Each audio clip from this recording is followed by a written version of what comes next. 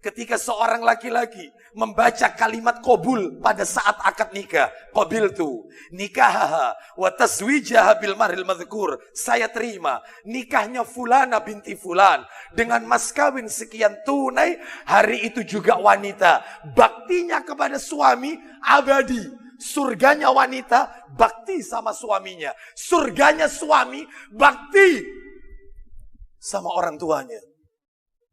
Kenapa justru ditelantarkan? Dia lebih mempercantik rumah istrinya daripada rumah orang tuanya.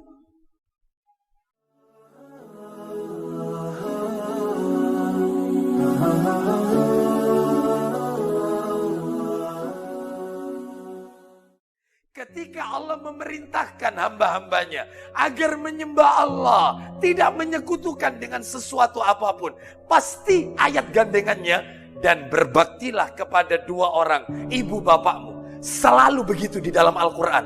Tidak pernah dipisah. Allah, orang tua. Selalu ayatnya bergandengan. Subhanallah. Ini menunjukkan pentingnya, wajibnya berbakti kepada orang tua. Ayatnya saja tidak pernah dipisah, bergandengan. Yang kedua, Bapak Ibu sekalian, keutamaan berbakti kepada kedua orang tua. Keutamaannya banyak, Bapak Ibu. Di antara yang bisa kami sampaikan adalah berbakti kepada orang tua merupakan amalan yang paling utama di dalam Islam. Amalan yang paling utama di dalam Islam. Dalilnya disebutkan di dalam hadis riwayat Muslim, hadis yang ke-66 dari sahabat Abdullah bin Mas'ud radhiyallahu anhu, dia berkata bahwasanya dia bertanya kepada Rasulullah sallallahu alaihi wasallam, "Ya Rasulullah, ayyul amali afdal?" Wahai Rasulullah, amal apa di dalam Islam yang paling utama? Maka Nabi sallallahu alaihi wasallam menjawab, amalan yang paling utama di dalam Islam adalah yang pertama, as-salatu liwaktiha. Salat tepat pada waktunya, on time. Salat itu Bapak Ibu on time. Salat itu bukan sometimes, kadang-kadang. Salat itu bukan anytime, kapanpun. Yang kedua, lalu kemudian Nabi mengatakan amalan yang paling utama adalah birrul walidain, berbakti kepada kedua orang tua. Dan amalan yang terakhir adalah jihad fisabilillah. Ini menunjukkan berbakti kepada orang tua derajatnya di bawah salat dan di atas jihad membela agama Allah Subhanahu wa taala. Di dalam hadis riwayat Bukhari disebutkan oleh sahabat yaitu Abdullah bin Amr radhiyallahu an, di mana dikatakan ridallah fi ridal walid wa sukhtallah fi sukhtil walid. Ridhonya Allah bergantung ridhonya orang tua. Murka Allah bergantung pada murka orang tua. Disebutkan dalam beberapa riwayat. Di antara riwayat yang bisa kami sampaikan adalah yang pertama, yaitu riwayat tentang 3 orang pemuda yang berada di dalam gua. 3 orang pemuda yang ada di dalam gua. Disebutkan di dalam hadis riwayat Muslim, hadis nomor 2361. Dikisahkan oleh Nabi, 3 orang laki-laki, 3 orang pemuda masuk ke dalam gua, tiba-tiba jatuh batu besar sehingga menutupi pintu gua tersebut. Mereka terjebak tidak bisa keluar. Salah satu di antara mereka berkata, mari kita ingat-ingat kebaikan apa yang pernah kita lakukan semasa hidup di dunia ini sebelum kita masuk ke dalam gua ini. Mudah-mudahan amal kebaikan itu bisa membukakan, Allah membukakan pintu gua ini. Lalu kemudian setelah itu berkatalah orang yang pertama. Saya sampaikan orang yang pertama saja. Adapun orang yang kedua dan yang ketiga insya Allah di lain kesempatan sesuai dengan materi yang ada saja. Orang yang pertama dia berkata di dalam gua, ya Allah, sesungguhnya aku memiliki orang tua yang sudah berusia lanjut. Aku juga memiliki istri dan anak-anak yang masih kecil. Aku memiliki pekerjaan mencari kayu bakar.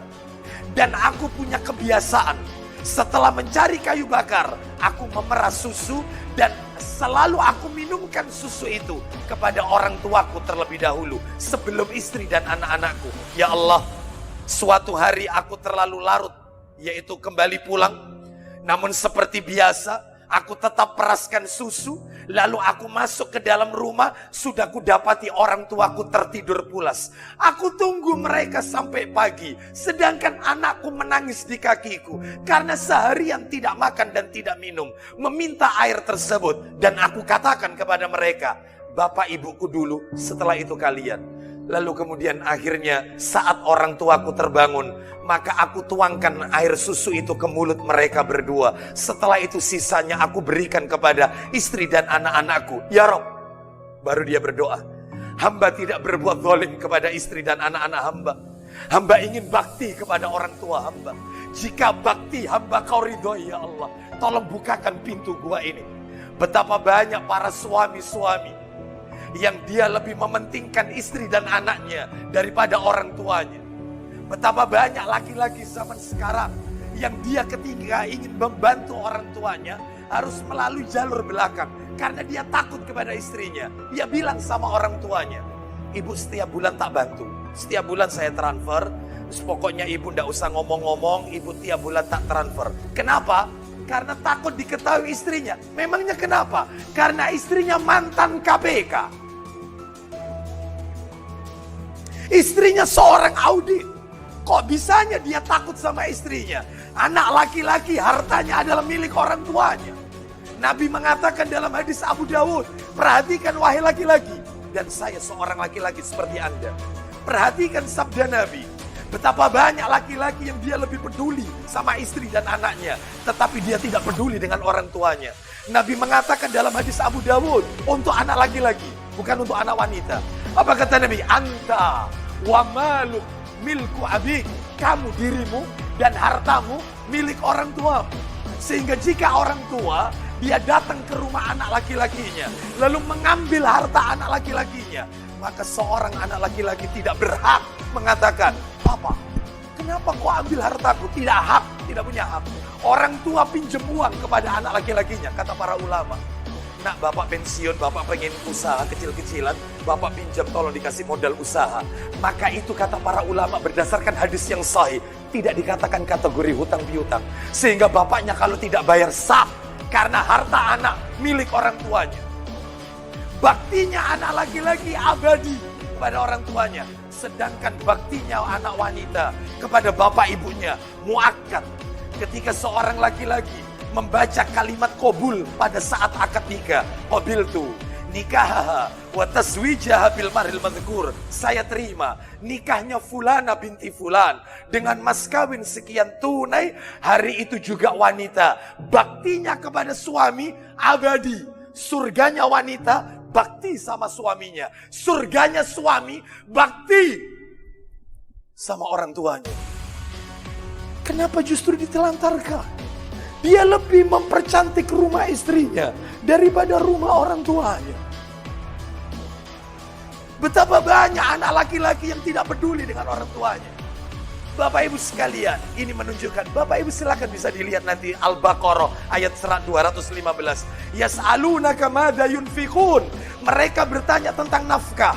Kemana dulu nafkah itu diberikan? Allah menjawab Al-Baqarah 215. Apa kata Allah? Berikan nafkah itu orang tua dulu, bukan istri. Kalau saya mau bertanya kepada bapak-bapak yang bekerja di sini, ketika Anda terima gaji, kemana dulu uang itu Anda berikan? Saya yakin ke istri dulu. Apalagi ketika memberikannya itu sambil dredeg.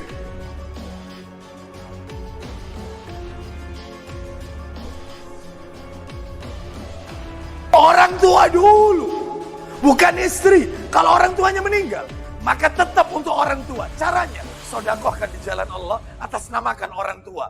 Ustadz lah, kalau mertua, apakah itu juga orang tua? Mertua bukan orang tua. Mertua termasuk karib kerabat. Karib kerabat suami, bukan orang tua suami. Oleh karena itu, maka seorang laki-laki dia wajib mendahulukan orang tuanya, bukan kepada yang lainnya. Betapa banyak kesalahan terjadi, yaitu di masyarakat kita, yang mereka lebih peduli kepada orang lain daripada kepada orang tuanya sendiri. Bapak Ibu sekalian rahimani wa rahimakumullah. Lalu kemudian di antara bukti-bukti yang lain adalah, yaitu yang terakhir saja yang bisa kami sampaikan dari bukti ini, yaitu disebutkan di dalam hadis yang diriwayatkan, yaitu di dalam riwayat Bukhari, dalam kitab Adabul Mufrad, hadis nomor 4 dalam kitab Adabul Mufrad, bahwasanya Abdullah bin Abbas radhiyallahu an, yaitu di situ disebutkan dalam riwayat itu, datang seorang laki-laki kepada sahabat Ibnu Abbas radhiyallahu anhu. Lalu laki-laki itu berkata, "Wahai Ibnu Abbas, aku melamar seorang wanita. Ternyata lamaranku ditolak. Tiba-tiba aku mendengar kabar bahwasanya wanita itu dilamar oleh laki-laki lain. Ternyata diterima oleh orang tuanya. Aku jengkel, aku mangkel, aku bunuh laki-laki pelamar itu, yang melamar wanita itu. Lalu aku bertanya kepadamu, apakah masih ada pintu tobat untukku? Apakah aku masih diterima tobatku, diampuni dosa-dosaku?" Anda tahu jawaban Ibnu Abbas, orang ini habis membunuh orang. Ibnu Abbas berkata kepada orang itu, "Halaka min ummi, kau punya ibu tidak? Punya ibu tidak kau?" Orang ini menjawab, "La, aku tidak punya ibu. Ibunya sudah meninggal dunia." Lalu kata Ibnu Abbas, "Kalau begitu bertobatlah kepada Allah dan mudah-mudahan tobatmu diterima oleh Allah Subhanahu wa taala," dan seterusnya dan seterusnya. Orang itu pergi, lalu Ibnu Abbas ditegur oleh Atha bin Yasar radhiyallahu anhu. "Wahai Ibnu Abbas, orang itu habis bunuh orang. Kenapa kau berkata apakah kau punya ibu? Apa ini korelasinya?" Maka Ibnu Abbas radhiyallahu anhu mengatakan, "Aku pernah mendengar Nabi sallallahu alaihi wasallam bersabda, tidak ada satupun perbuatan yang bisa menghapus dosa besar." Saya ulang, tidak ada satupun perbuatan yang bisa menghapus dosa besar kecuali bakti sama ibunya. Dia bakti sama orang tuanya, penghapus peluntur dosa besar. Tapi betapa banyak anak-anak yang melantarkan orang tuanya. Anak-anak yang jijik membersihkan kotoran orang tuanya. Anak-anak yang memasukkan orang tuanya ke panti jompo. Dia lupa ketika dia masih kecil, kotorannya dia dibersihkan oleh tangan kanan orang tuanya. Dan orang tuanya tidak protes. Dia lupa bahwasanya dia dilahirkan di rahim orang tuanya dengan pilihan hidup dan mati. Bahkan apabila ditanya oleh dokter, pilihannya cuma dua, ibu atau anaknya. Yang hidup ibu atau anak. Dan saya yakin orang tua akan berkata, biarkan anak saya yang hidup, walaupun saya harus meninggal dunia. Tapi kenapa ketika orang tuanya sudah sepuh, lanjut usia, mau ke dokter saja, dia suruh sopirnya, "Tolong antarkan orang tuaku ke dokter, ini uangnya, ini untuk ambil obatnya di apotek." Itu orang tua pasti dalam hatinya kecewa. Kau dulu waktu sakit, nah ibu yang ngantarkan kau ke dokter. Tapi sekarang ibu sakit, kau suruh sopirmu yang ngantarkan ke dokter. Anak itu baru sadar ketika orang tuanya sudah terbujur kaku, dibungkus dengan kain kafan yang murah harganya. Lalu dia disuruh menjadi imam salat jenazah. Di saat itulah dia langsung akan sadar bahwa selama ini dia tidak buat banyak kepada orang. Betapa banyak anak-anak yang tidak peduli menjenguk orang tua hanya sebulan sekali atau setahun sekali. Bapak Ibu sekalian rahimani wa rahimakumullah. Lalu kemudian yang terakhir, bentuk-bentuk birrul walidain banyak sekali. Di antaranya adalah yaitu bentuk-bentuk birrul walidain adalah yaitu disebutkan bergaul bersamanya dengan cara yang baik, berkata kepada keduanya dengan perkataan yang lemah lembut, tidak mengatakan jis dan seterusnya, dan seterusnya. Lalu kemudian tawadhu, rendah hati di hadapannya, selalu mendahulukan orang tua dalam perkataan, dalam hal makan, dalam hal duduk, mendahulukan mereka. Tapi banyak anak-anak zaman sekarang, orang tuanya kalau menasihati, itu langsung dipotong oleh anaknya. Padahal orang tuanya menasihatinya dengan pelan. "Ibu cuman pesen ya, kamu nanti kalau besok, mama salah, langsung dipotong. Aku adalah di zaman milenial, Mama tinggal di zaman ini dulu. Mama gak ngerti zaman sekarang.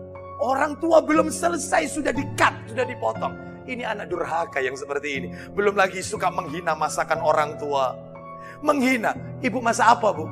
"Ibu gak masak, Nak. Ya kemarin itu ada sisa rawon, yaitu ibu gak masak, ibu gak enak badan. Sekarang pakai buka puasa." Apa kata si anak? "Ya Allah, Bu, kemarin rawon, sekarang rawon. Rawonnya lihat aku sumpek. Rawonnya lihat aku sudah bosen, Ibu." Ya, bayangkan, dia lupa kalau rawon itu tambah menginap, tambah enak atau tidak? Tambah enak. Dia nggak bisa masak. Bisanya cuma nyacat. Bisanya cuma komen. Dia tidak tahu jeripaya orang tua. Anak yang tidak menghargai hasil kerja orang tua, hasil karya orang tua, keringatnya. Itulah anak durhaka kepada orang tua. Setiap kali disampaikan kepada anaknya, "Ibu nanti waduh, mesti anak durhaka. Bapak Ibu sekalian, oleh karena itu maka inilah bentuk-bentuk birrul walidain, mendoakan kedua orang tua dan seterusnya. Terakhir, sikap anak terhadap orang tua yang masih kafir adalah dengan mendoakannya hidayah jika masih hidup. Tetapi jika telah wafat, maka sama sekali tidak ada doa untuknya.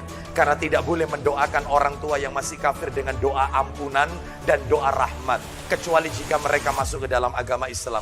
Tetapi satu-satunya doa untuk mereka ketika mereka masih hidup adalah yaitu doa hidayah. Agar diberi hidayah oleh Allah. Jika mereka wafat, maka tidak ada doa apapun untuk mereka. Demikian apa yang bisa kami sampaikan. Semoga kita tercatat di sisi Allah, anak-anak yang berbakti kepada kedua orang tua. Dan semoga di akhirat kelak kita dikumpulkan bersama orang tua dan anak keturunan kita berada di surganya Allah subhanahu wa ta'ala. Wassallallahu ala nabiyyina wa ala alihi wa sahbihi wa sallam. Subhanakallahumma wa bihamdika asyhadu an la ilaha illa anta astaghfiruka wa atubu ilaik. Wa akhiru da'wana anil hamdulillahi rabbil alamin. Assalamualaikum warahmatullahi wabarakatuh.